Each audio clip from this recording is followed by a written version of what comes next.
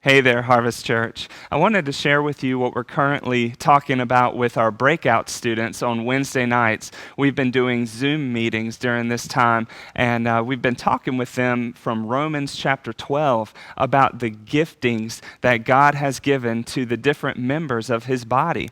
And we handed out to them a spiritual gifts assessment, which you can find online. There are several of them available. And it's very telling as you go through one of those things for yourself that there are areas that you are clearly gifted in, and then areas where clearly you are not. And in Romans chapter 12 and verse 3, it says, "For by the grace given to me, I say to everyone among you, not to think of himself more highly than he ought to think, but to think with sober judgment, each according to the measure of faith that God has assigned."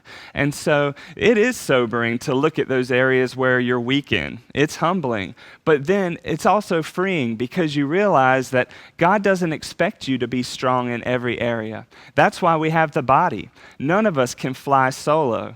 Jesus Christ is the only one who had all the gifts functioning at maximum capacity. But we are members of the body of Christ. And I just get excited as I think about this, that each one of us has a gifting and a calling from God.